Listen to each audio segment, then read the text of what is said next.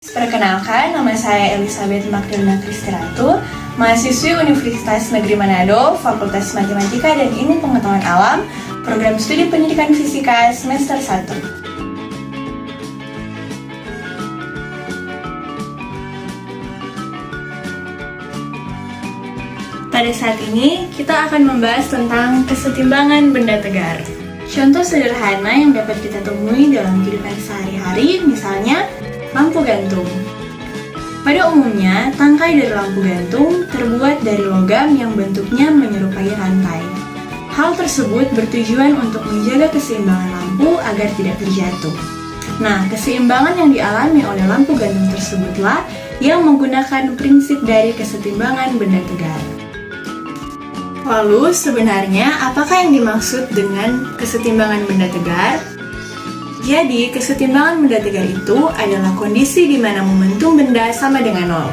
Artinya, jika benda yang awalnya diam, maka ia akan terus diam.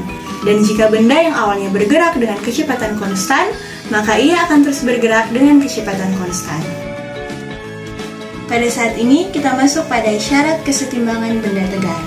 Adapun syarat yang harus dipenuhi adalah yang pertama, total gaya pada benda sama dengan nol. Persamaannya adalah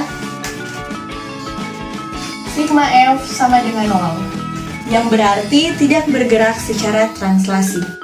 Dan yang kedua adalah total momen gaya atau torsi pada benda sama dengan nol. Persamaannya adalah sigma tau sama dengan nol, yang berarti tidak bergerak secara rotasi. Pada saat ini, kita masuk pada contoh soal yang pertama. Sebuah benda dengan berat 480 Newton digantung dalam keadaan setimbang. Perhatikan gambar berikut. Berapakah besar tegangan tali T1? Sebelumnya kita lihat, di sini bentuknya kan segitiga. Total sudut dari segitiga itu adalah 180 derajat.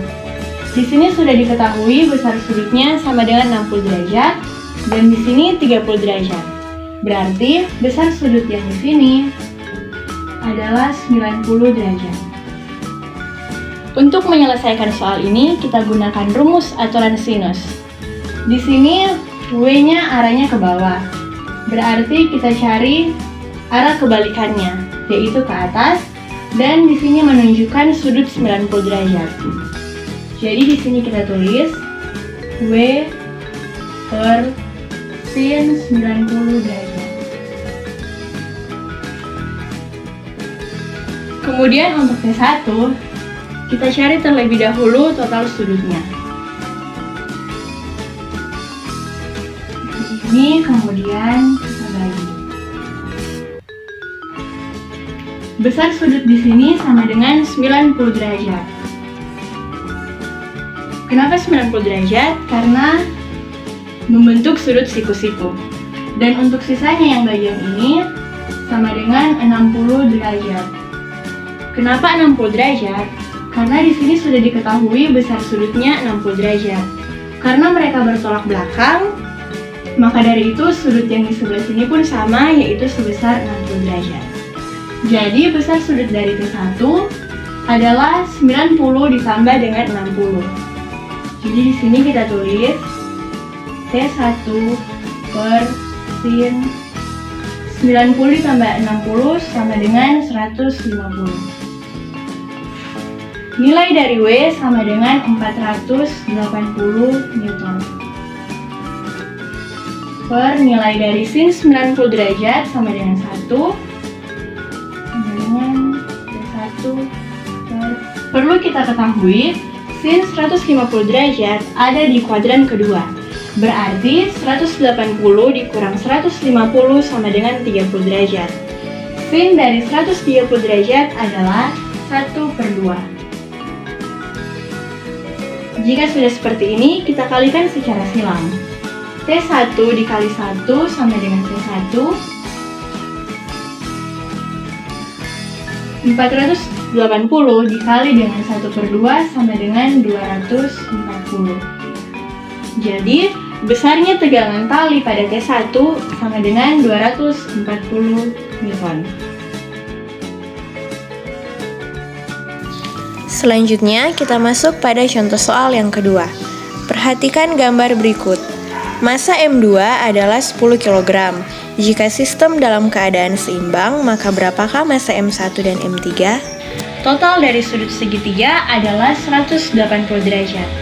Di sini sudah diketahui sudutnya sebesar 53 derajat dan di sini 37 derajat. Berarti total sudut di sini adalah 90 derajat. Dan untuk bagian ini kita buat seperti contoh soal yang pertama mengenai sudut yang bertolak belakang. Di sini 37 derajat, di sini 53 derajat, dan di sini sama dengan 90 derajat karena membentuk sudut siku-siku. Jadi bisa kita lihat bahwa besar sudut dari benda M3 itu sama dengan sudut 90 ditambah dengan 53. Dan untuk besar sudut pada benda M1 sama dengan sudut 90 ditambah dengan 37. Untuk penyelesaiannya seperti ini. M2 per sin 90 derajat. Kenapa 90 derajat? Karena benda M2 arahnya ini ke bawah. Dan untuk arah kebalikannya ini mengarah pada sudut 90 derajat. Dengan kita cari terlebih dahulu massa dari benda M3. M3 per sin 90 ditambah 53. M2 sama dengan 10. Sin 90 derajat sama dengan 1. Di sini M3 catat dulu ya.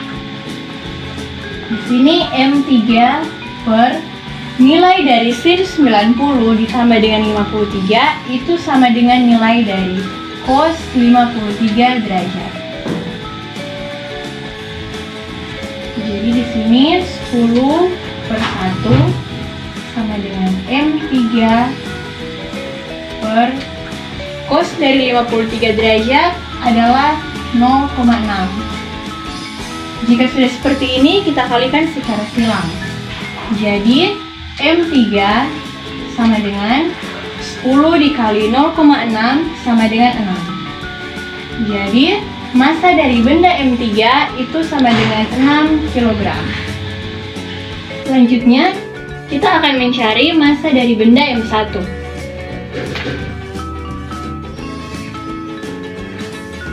M2 per sin 90 derajat sama dengan M1 per sin. Total sudut dari benda M1 adalah 90 ditambah dengan 37.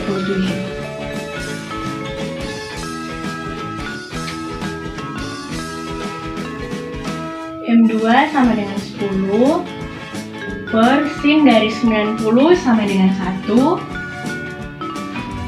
M1 per nilai dari sin 90 ditambah 37 itu sama dengan nilai dari cos 37 derajat.